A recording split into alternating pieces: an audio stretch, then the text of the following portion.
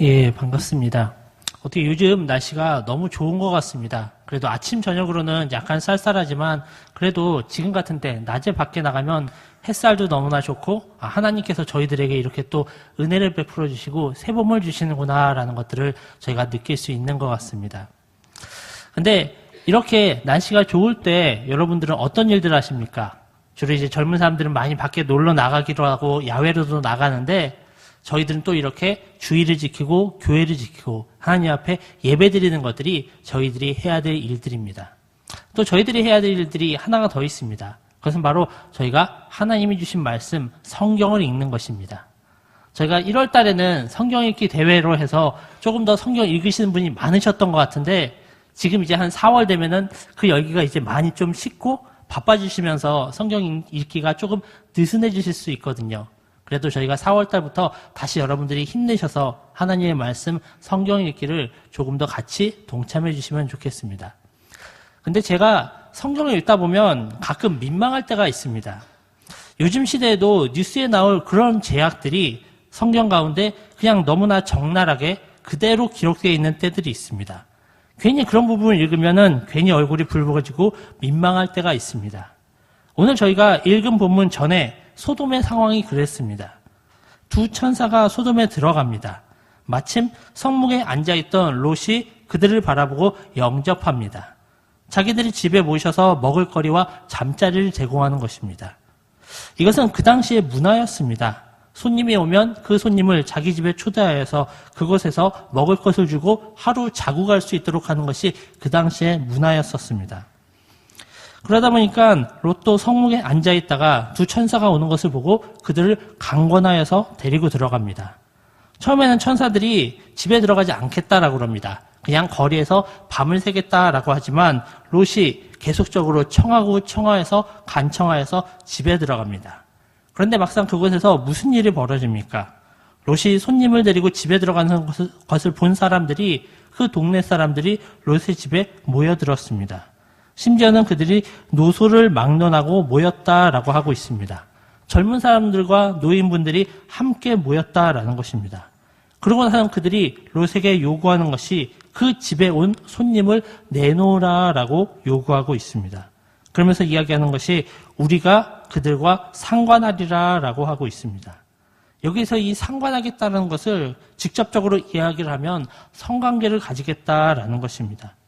자기들이 알지도 못하는 사람, 그냥 남의 집에 온 손님을 데리고 자신이 욕정에 사로잡혀서 그들과 성관계를 맺고 싶어서 그들을 내놓으라고 하는 것입니다. 얼마나 타락한 모습입니까? 이 가운데서 그 천사들을 자기 집에 들인 롯은 어떻게든 그들이 붙잡혀 가지 않도록 지금 문을 막고 서 있습니다. 그러고서는 자기 주변에 있는 사람들에게 제안을 하나를 합니다. 바로 자신에게 아직 남자를 가까이 하지 아니한 두 딸이 있는데 대신 그들을 내어주겠다라고 합니다. 그리고 자신의 손님에게는 아무 일도 하지 말라라고 이야기를 합니다. 롯이 그 천사들을 위해서 자기의 딸을 내어주겠다라고 하는데도 이 사람들은 그게 아니다. 우리가 동성애를 하게 그 손님들을 내놓으라고 아우성을 치고 있습니다. 이것이 창세기에 나오는 소돔의 죄악입니다. 아마 실제로 그런 일이 지금 2017년에 있었다라고 해도 이거는 정말 뉴스의 큰 면을 차지할 정도로 너무나도 비참한 죄악이었습니다. 근데 이러한 죄악이 하나님의 말씀 성경 가운데서 창세기, 하나님이 창조하시고 얼마 지나지 않아 이것이 기록되어 있고 소돔에 분명 이런 죄악들이 있었다라는 것은 아마 소돔이 아닌 다른 지역에서도 비슷한 죄악들이 있었을 것입니다. 그리고 창세기에 나오는 이 시대, 소돔 시대에 이 죄악이 있었다라는 것은 이 시대뿐만 아니라 다른 시대에도 동일하게 그러한 죄악을 짓고 있는 사람들이 있었을 것입니다. 사실 이런 죄악을 짓고 있는 지역과 시대가 바로 지금입니다. 지난 3월 23일 날 저희 교회에서 차별금지법 대책 세미나가 있었습니다. 그때 저희 교인들도 몇 분이 오셔가지고 극히 작은 몇 분만 이제 참여를 하셨었는데 그 가운데 강의를 들으면서 많은 분들이 충격을 받았습니다. 실제로 지금 이 세대가 그렇게까지 타락할 줄은 몰랐는데 현실을 보니까 그것이 너무나도 심각하다라는 것입니다. 우리나라도 이제는 자신이 동성애자라고 떳떳하게 밝히는 사람들이 나오고 있습니다.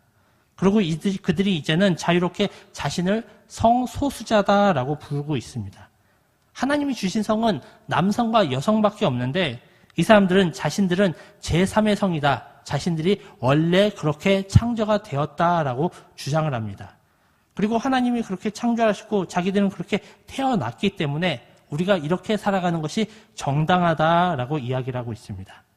근데 저희가 23일 날 그때 차별금지법 대책 세미나를 할 때 김지현 약사님이 오셔서 강의를 해주셨는데 그것에 대한 반박하는 자료들을 여러 가지 주신 것이 있습니다. 이 시간에 그것을 잠깐 보도록 하겠습니다. 제가 김지현 강사님의 미리 허락은 받지 못했고 그분이 강의해 주셨던 PPT 가운데 몇 구절만 가지고 왔습니다. PPT 보여주시죠. 예, 그분이 강의하시면서 제일 중요한 가운데 하나가 동성애에 대해서 단 하나의 지식을 저희가 알아야 한다면 그 다음이요. 동성애는 유전이 아닙니다. 또한 동성애 유전자도 없습니다. 지금도 동성애자들이 주장하는 것이 자기들은 그렇게 태어났다. 자기들 가운데 그런 유전자가 있다라고 이야기하는 것입니다. 그 다음이요. 거기에 보면 글씨가 좀 작기는 한데 그들이 동성애가 유전자다라는 것이 1993년에 어떤 사람이 그 동성애 유전자가 있다라고 발표를 했었습니다. 근데 막상 그것이 몇 년 후에는 그것이 자기 동성애와 상관이 없다라고 밝혀졌었고 나중에는 정말 그것이 자기 동성애가 유전자와는 선천적으로 태어나는 것은 아니다라고 스스로 인정을 하였습니다. 하지만 저때 잘못됐던 93년도의 자료를 가지고 사람들은 아직까지 우리는 동성애로 그렇게 태어났으니까 우리가 이렇게 살아가는 것이 정당하다라고 그렇게 잘못된 주장을 하고 있습니다. 그런데 이 동성애라는 것은 굉장히 여러 가지 문제를 일으키고 있습니다. 그 문제에 대해서 잠깐 보면은 그 다음 보여주시죠. 네. 지금은 그 동성애자들이 자기들이 성소수자다라는 것들을 이야기를 하면서 자기들의 권익에 대해서 이야기를 합니다. 그래서 우리가 그렇게 태어났기 때문에 우리의 권리는 침해받을 수가 없는 것이다라고 이야기하고 그것을 보호하기 위해서 이제는 아예 기자협회에서 성소수자에 대해서 그들을 차별하거나 그들에 대해서 어떤 잘못된 선입견을 가질 수 있는 보도를 하는 것을 금지하고 있다라는 것입니다. 그렇게 하다 보니까 이제는 차별금지법이라는 것을 만들어서 아예 성소수자들을 차별하지 못하도록 그것을 차별하는 것이 불법이다라고 이야기를 해나가려고 합니다. 그리고 그렇게 되면은 정말 더 이상은 교회에서도 동성애를 죄악으로도 이야기를 할 수가 없습니다. 그리고 이제 동성애자들이 가지고 있는 그 여러 가지 문제들에 대해서 잠깐 보게 되면 그 다음 보여주시죠. 남자 동성애자들은 건강상으로도 굉장히 큰 문제를 가지고 있습니다. 동성애라는 것이 하나님이 창조한 창조 질서에 어긋나는 것이다 보니까 사람의 몸 가운데에서 그렇게 질병을 유발하는 것, 특별히 항문이나 구강에도 암이 걸릴 확률이 굉장히 높아진다라는 것입니다. 다음이요. 그리고 저희가 흔히 아는 에이즈에 대해서도 동성애자는 에이즈가 동성애 때문에 발견되는 것이 아니다라고 이야기하지만 보건협회 질병관리본부에서 나오는 그 표를 보게 되면 99% 이상이 동성애 때문에 에이즈가 발병된다라고 그렇게 이야기를 하고 있습니다. 그 다음이요. 그리고 성적인 성병에 대해서도 미국의 매독 환자의 75%가 남성 동성애자라고 이야기를 하고 있습니다. 그 다음이요. 그리고 더 큰 문제는 동성애자들의 정신에 대한 건강에 대한 문제들이 심각하게 발생하고 있습니다. 막상 그들은 자기들이 동성애자이기 때문에 동성을 하면 자기들이 행복하고 자기들이 그렇게 살아야 된다라고 주장을 하지만 막상 73%는 그 동성애자가 일반인들보다 더 불행하다라고 이야기를 합니다. 그리고 그들 가운데 알코올 중독자들이 많고 그들 가운데 성병을 가진 사람들도 많고 그래서 그들이 자살 확률이 25배나 많다라고 그렇게 이야기를 하고 있습니다. 다음이요. 그런데 막상 이렇게 동성애자들이 그것이 자기의 권리인 것이다라고 이야기를 하다 보니까 이제는 다른 사람들까지도 자신의 권리에 대해서 이야기를 합니다. 저기에 나오는 것이 아동 소아 성애자들, 어린아이들 대상으로 해서 성적인 대상으로 삼는 사람들도 자기들도 그렇게 태어났다. 그것이 자기의 권리이다라고까지 주장을 하기 시작했다라는 것입니다. 다음이요. 그리고 저거는 월간지에 나온 건데 왜 내가 내가 기르는 개와 결혼할 수 없는가에 대해서 이야기를 하고 있습니다. 심지어 자기가 이제는 나는 이제 내가 사랑하는 그 개와 고양이와 결혼할 권리가 있다라고까지도 이에 주장하는 사람들이 나오고 있다라는 것입니다. 예, 다시 그냥 성경 본문으로 넘어가 주시죠. 이렇게 동성애라는 것이 정말 큰 문제이고 지금 저것이 2017년 지금 전 세계적으로 너무나도 많이 퍼져나가고 있습니다. 결국 우리나라가 그리고 지금 이 세계 자체가 하나님 앞에 너무나도 큰 죄악들이 많이 있다라는 것입니다. 그러면은 이렇게 정말 큰 죄악들 가운데 있는 이 사람들에게 정말 그것이 잘못된 지식을 가지고 그것이 정말 자기들은 그렇게 태어났으니까 자기들은 그렇게 살아가야 된다라고 주장하는 그 사람들에게 저희는 어떻게 해야 되겠습니까? 그들에게 필요한 것은 바로 하나님입니다. 결국 이 사람들은 자기들이 더 큰 쾌락을 쫓기 위해서 더 큰 자극을 찾기 위해서 그렇게 동성애에 빠지게 되는 것이고 그것을 만족하기 위해서 점점 더 큰 자극을 찾아가고 있습니다. 하지만 이렇게 사람들이 쾌락에 빠지고 물질에 빠지는 것은 자신들의 공허함을 달래줄 것이 없기 때문입니다. 아직 그들이 하나님이 주신 참된 사랑을 깨닫지 못하고 있기 때문에 자신들의 공허함을 채워줄 수 있는 그런 쾌락으로서 물질로서 그들이 쫓아가고 있다라는 것입니다. 그런데 막상 이렇게 사람들이 타락하는 것, 사람들이 자기 만족을 얻지 못하고 잘못된 길로 가는 것을 가장 안타까워하시는 분이 누구시겠습니까? 바로 그들을 만드신 하나님입니다. 하나님은 이 땅의 모든 사람들을 만드셨습니다. 흔히들 착각하는 것 가운데 하나가 하나님이 교회 다니는 사람들만 만드시지 않았을까라고도 생각을 하지만 하나님은 이 땅에 살아가고 있는 모든 사람들을 만드셨습니다. 이 땅에 살아가고 있는 모든 사람들이 하나님의 계획하심과 인도하신 가운데 태어났다라는 것입니다. 그런데 그들이 어떻게 살아갑니까? 이렇게 자기 만족을 위해서 하나님을 버리고 정말 공허한 것을 쫓아가고 쾌락을 쫓아가고 물질을 쫓아가고 있습니다. 그러다가 그들이 범죄하고 잘못된 길로 빠지고 그들 가운데 계속적으로 그 공허함을 채울 방법들이 없어지게 됩니다. 결국 사람들은 이렇게 세상적인 것으로 또한 쾌락으로 자기 안에 공허함을 채우려고 그러지만 이것은 밑빠진 독에 물을 붓는 것과 같습니다.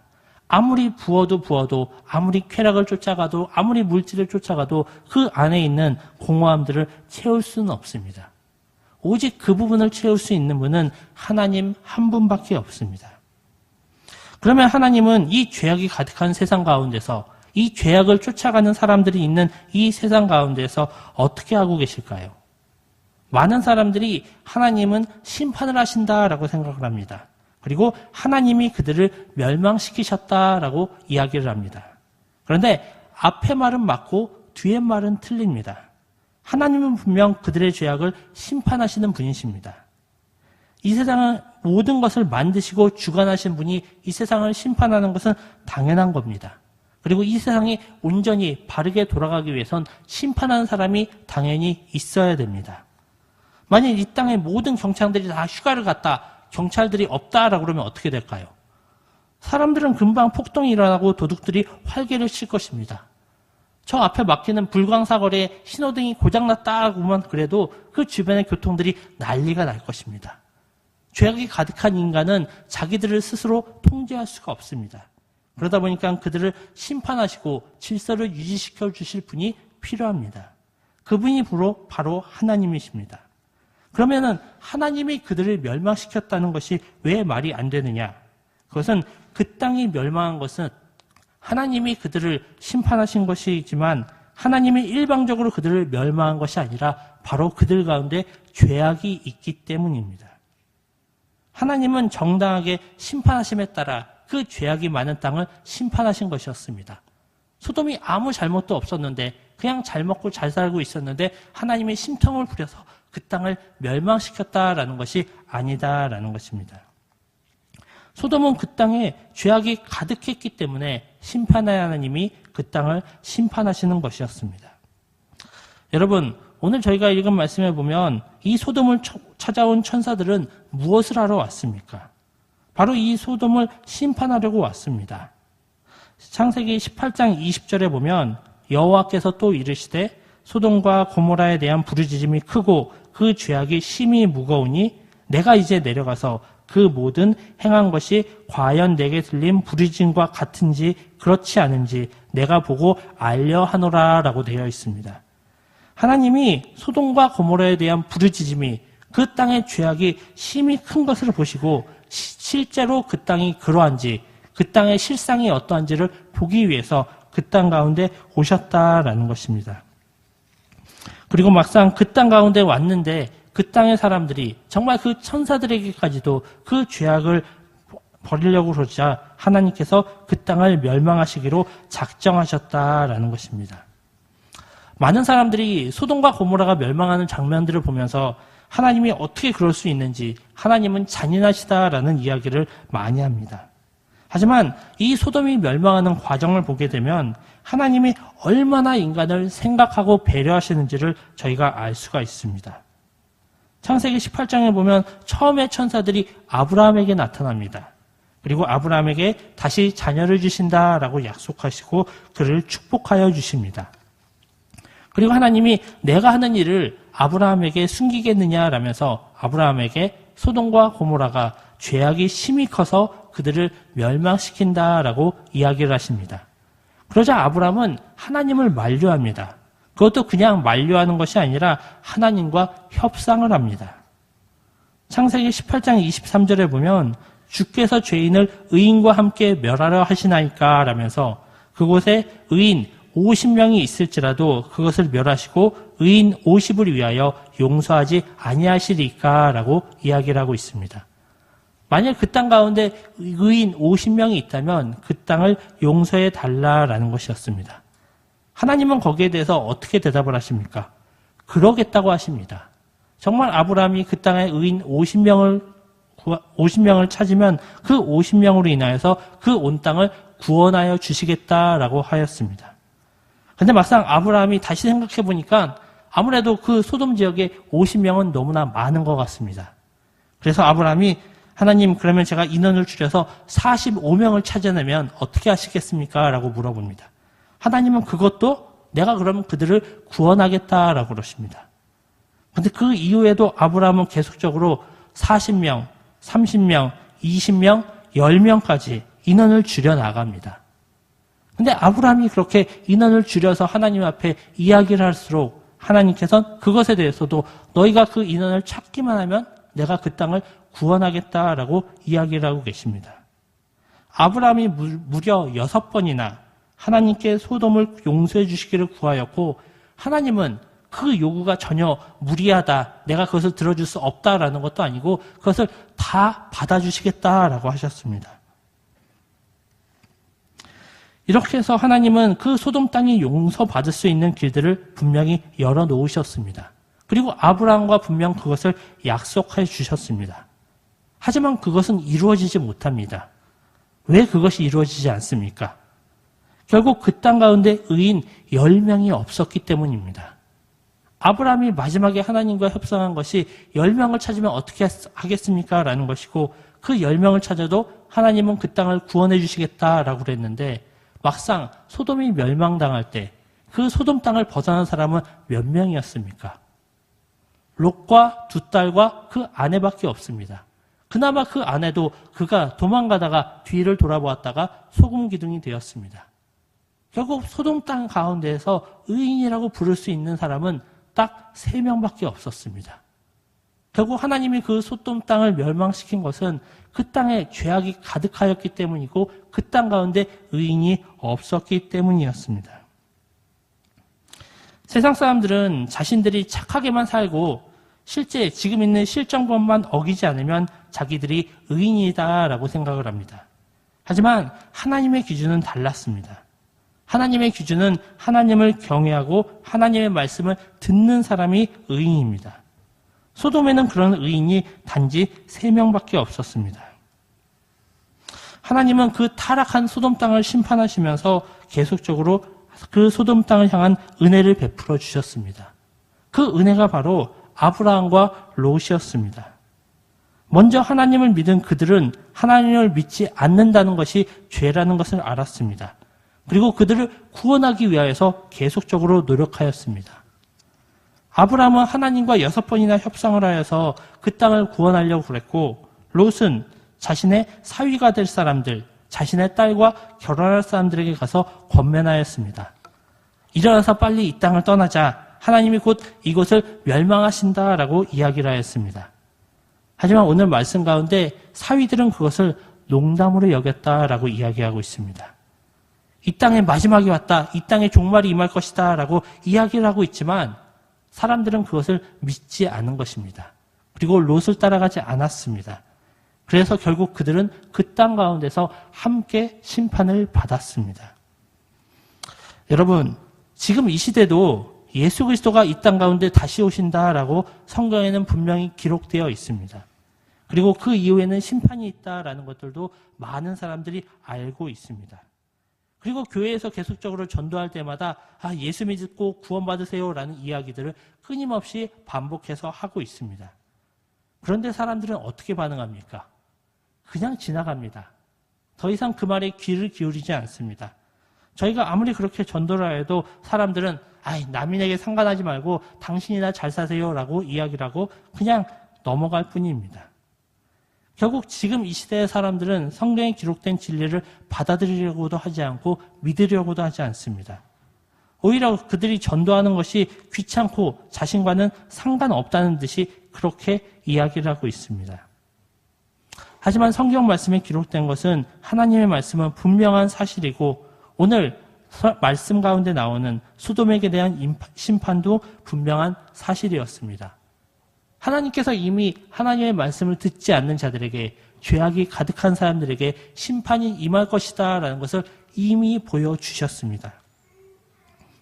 그러고 나서도 저희들에게 지금 이 시대 가운데도 분명 예수 그리스도가 다시 오시고 심판이 임하실 것이다 라고 이야기를 하고 있습니다.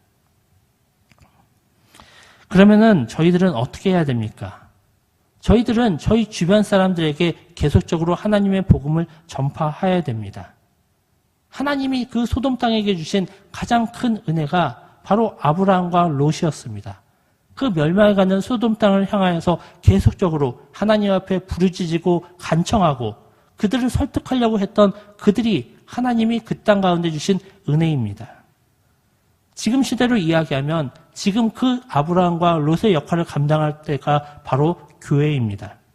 하나님을 외면하는 지금 이 세상 가운데서 교회는 하나의 모델이 되어야 됩니다. 그래서 하나님을 믿는 사람들은 이렇게 살아간다. 하나님을 믿는 사람들에게 이렇게 기쁨과 평안이 넘친다라는 것을 보여주어야 됩니다. 그리고 실제로 세상 사람들 가운데도 그것을 발견하고 아는 사람들도 있습니다. 제가 지난주에 아기학교 아이들과 함께 딸기 따기 체험을 갔습니다. 그게 일산에 있는 그 체험 농장이었었는데 거기는 하루에도 몇 팀씩 계속적으로 그 체험 학습을 받고 있습니다. 그리고 그들에게 계속 딸기 따는 법들과 딸기에 대해서 설명해 줘서 그것을 통해서 그 농장을 운영해 가고 있습니다. 저희가 막상 그날 갔을 때도 저희 아기학교에서 온 팀이 한 팀이 있었고 다른 교회에서도 아기학교에서 온 팀이 또 있었습니다. 그리고 그 전에도 다른 팀들이 있었습니다. 근데 막상 그 농장을 운영하시는 분이 저희 선생님 가운데 한 분을 부르셨다고 그럽니다. 그리고 이야기하시기를 내가 계속적으로 이 체험 농장을 하면서 수많은 팀을 봤는데 그 가운데서 교회에서 오는 사람들은 티가 난다라고 이야기를 했다는 것입니다. 다른 팀이 오면 이게 잘 안 돼요. 이게 불평이에요. 이걸 이렇게 해주세요라는 불평과 불명이 굉장히 많은데 막상 교회에서 오는 사람들은 그렇지 않고 너무나 웃으면서 잘 협조해주고 오히려 그 체험학습이 잘 이루어지도록 계속적으로 잘 도와준다라는 것입니다. 또 저도 장례식장에 가봐도 많은 분들이 이야기하는 것이 믿는 사람은 죽을 때의 표정에서도 티가 난다라는 이야기들을 많이 합니다. 편안히 가시는 얼굴들을 보면 대부분 교회를 다니시는 분, 믿는 분이 마지막 가는 길이 그렇게 평안해 보였다라는 이야기들을 하고 있습니다. 이렇게 교회를 다니는 사람들은 분명 세상과 다른 것이 있습니다. 세상 사람들이 얻지 못하는 평안과 기쁨이 그 마음 가운데 있기 때문에 정말 세상 사람들과는 다른 모습으로 그렇게 살아가고 있습니다. 근데 교회는 단지 그 모델의 역할을 하는 것으로 끝나서는 안 됩니다. 세상 사람들 가운데 우리가 이렇게 잘 살고 있다, 우린 이렇게 평안 가운데 있다라는 것으로 끝나는 것이 아니라 교회는 멸망을 향해 가고 있는 그 세상과 그 가운데 헛된 것을 쫓아가고 있는 그 사람들을 붙잡아야 됩니다. 이 길로 가면 낭떠러집니다. 이 길로 가면 당신은 멸망합니다. 이 길로 가면 당신은 구원을 못 받습니다. 라고 저희는 계속적으로 외쳐야 됩니다. 그리고 그들이 다시 하나님 앞에 돌아올 수 있도록 저희는 계속적으로 권면해야 됩니다. 저희가 지금 4월 30일 날 새생명 축제를 준비하면서 그 가운데 말씀을 한 구절을 넣었습니다. 아모스 5장 4절인데 나를 찾으라 그리하면 살리라 라는 것입니다. 이것이 성경에 기록된 진리입니다. 사람들은 하나님을 찾아야 됩니다. 하나님을 만나야 됩니다. 그렇지 않으면 그냥 그들이 죽고 끝나는 것이 아니라 그들이 멸망 가운데 나아간다라는 것입니다. 저희는 그들에게 정말 그들이 하나님을 찾을 수 있도록 만날 수 있도록 계속적으로 권면하여야 됩니다. 이제 정말 긴 겨울이 끝나고 봄이 오고 있습니다. 지금 이 봄이 오는 것, 그 봄은 누가 주시는 것입니까? 하나님이 주시는 것입니다. 그런데 세상 사람들은 그냥 기후의 변화에 따라 시간의 흐름에 따라 그냥 날이 풀리고 있어, 따뜻한 봄이 오고 있어 라고만 생각을 하고 있습니다. 결국 세상 사람들은 그냥 이 자연현상이 그냥 일어난다라고 이야기를 하지만 믿는 사람들은 하나님이 그것이 저희에게 주시는 은혜다라는 것을 분명히 알고 있습니다. 세상 사람들은 알게 모르게 이렇게 하나님의 은혜들을 경험하고 있습니다. 봄이라는 것이 교회 안에만 오는 것이 아니라 세상 사람들이 똑같이 느낄 수 있게 동일하게 오고 있습니다. 하나님이 그들에게 그렇게 하나님의 은혜를 베풀어주고 계십니다. 그런데 하나님이 그들에게 주시는 가장 큰 축복이 있습니다. 그것은 바로 교회이고 믿는 사람들입니다. 만약 이 땅에 교회가 없다면, 이 땅 가운데서 하나님을 믿는 사람이 없다면 지금 그 멸망의 길로 가고 있는 그 사람들을 다시 붙잡고 그 사람들을 다시 돌이켜서 하나님 앞에 인도할 사람은 없게 될 것입니다. 결국 안 믿는 사람들을 하나님께 인도하는 것이 교회의 사명이고 믿는 우리들의 사명입니다. 물론 지금 이 시대는 전도하기가 참 어려운 시대입니다. 이미 대한민국 사람 가운데 대부분의 사람들은 예수에 대해서도 알고 있고 교회를 가면 구원받는다라는 이야기들도 들어서 알고는 있습니다. 하지만 그들이 믿으려고 하지 않고 교회에 나오려고 하지 않습니다. 오히려 교회보다는 더 재미있고 흥미로운 것을 찾아 계속적으로 공허한 데 가운데 헤매고 있습니다. 하지만 저희가 해야 될 일들은 계속적으로 그들을 붙잡고 권면하는 것입니다. 그들이 안 듣더라도, 그들이 거절하더라도, 그들이 내가 다음에 갈게 라면서 저희들의 말을 듣지 않더라도 저희는 계속적으로 외치고 권면해야 됩니다. 그래서 결국 그들을 이끌 수 있도록, 결국에는 그들이 하나님 앞에 나올 수 있도록 저희들은 포기하지 말아야 됩니다. 만약 하나님을 믿는 사람들이 더 이상 전도하지 않기로 하면 어떨까요? 그러면은 교회는 그냥 교회로서의 그 생명이 끝나버리는 것입니다. 저희 안에서 그냥 신앙생활 하다가 교회 안에 믿는 사람들이 다 하나님 앞에 올라가면 그것으로서 그냥 세상은 끝나는 것입니다. 교회는 그 가운데 머물러 있는 것이 아니라 계속적으로 세상 가운데 나아가야 됩니다. 그리고 세상 사람들, 하나님을 안 믿는 사람들을 계속적으로 교회로 불러들이고 끌어와야 됩니다. 정말 그것이 힘들고 어려울지라도 전도가 안 되는 시대다라고 할지라도 저희는 그것을 교회의 사명으로 알고 계속적으로 해 나가야 될 것입니다. 오늘 여러분들이 주보 가운데 있는 그 전도 대상자 카드를 받으셨을 것입니다. 여러분들이 정말 그것을 기도하면서 작정하셨으면 좋겠습니다. 그리고 정말 그것을 이름을 적어내는 것으로 끝나는 것이 아니라 계속적으로 그들을 전도하기 위해서 계속적으로 기도하고 실제 그들을 만나서 초청하십시오. 그것이 저희가 해야 될 역할입니다. 하나님이 그 역할을 하려고 그 사람 곁에 우리들을 불러주셨습니다. 그래서 정말 하나님을 믿는 사람들은 이 세상 가운데에서 그들을 붙잡고 그들을 다시 하나님 앞에 올 수 있도록 권면해야 됩니다. 멸망해 가는 이 세상 가운데서 소금과 빛의 역할을 하도록 하나님은 저희를 부르셨고 저희들이 해야 될 일들은 바로 그 세상을 향해서 나아가서 어쨌든 그들을 붙잡고 권면하여서 다시 교회로 데리고 오는 것입니다. 이번 저희 430 새생명 축제가 정말 그냥 그 행사를 준비하는 몇몇 사람의 축제가 되지 않기를 원합니다. 저희 영광교회 모든 성도들이 함께 동참하여서 함께하여서 자기 주변에 있는 안 믿는 사람들을 어떻게든 붙잡고 데리고 오는, 그들을 권면하고 그들을 위해서 기도하는, 온 교회가 함께 동참하는 그런 새생명 축제가 되기를 원합니다. 저희가 그것을 위하여서 더욱더 노력하고 기도하고 나아가실 수 있기를 원합니다. 저희가 성경에서 그 멸망하는 소돔을 보면서 참, 저 죄인들이 정말 잘 죽었다. 그들이 정말 끔찍한 죄를 짓더니 저렇게 하나님의 심판을 받는구나 라고 볼 것이 아닙니다. 하나님께서 그것을 성경에 기록한 것은 그 이후에 지금 이 시대 이후도 분명한 멸망이 있다라는 것을 경고하고 계십니다. 아직 세상 사람들은 그 경고를 보지 못하고 있습니다. 그들이 아직 하나님을 믿지 않고 있기 때문에 그들은 아직 그 경고를 깨닫지 못하고 있습니다.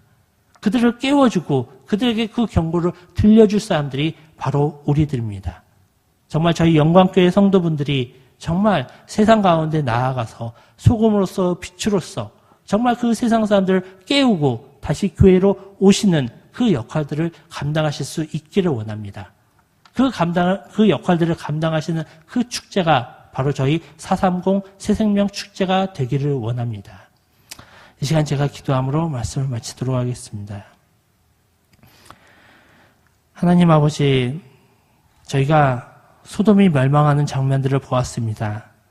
하지만 소돔이 멸망하는 장면들 가운데에서도 하나님이 계속적으로 은혜를 베풀어 주시고 믿는 사람들을 보내주신다는 것들도 보았습니다.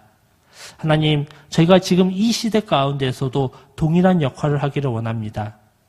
정말 자기 가운데 만족을 모르고 쾌락과 물질을 쫓아가는 그 사람들에게 진정 참된 평안과 안식을 주시는 하나님이 있고 계속적으로 그들이 그 길로 가면은 그 길이 낭떠러지고 멸망이다라는 것을 깨워주고 알려주고 그들을 다시 붙잡는 역할을 다른 사람이 아닌 내가 할 수 있도록, 내가 내 주변 사람들을 온전히 전도하고 붙잡을 수 있도록 주님이 함께하여 주시옵고 이끌어 주시옵소서. 정말 저희가 430 새생명 축제를 준비하면서 모든 교인들이 함께 동참하기를 원합니다. 우리 주변에 있는 불신자들을 저희가 강권하여서 교회로 데리고 나올 수 있기를 원합니다. 하나님이 그 역할을 하는 저희들에게 은혜를 더하여 주시옵고 저희들을 통하여서 놀라운 일들을 행하여 주시옵소서. 이 모든 것 우리 구주 예수 그리스도 이름 받들어 기도드리옵나이다. 아멘.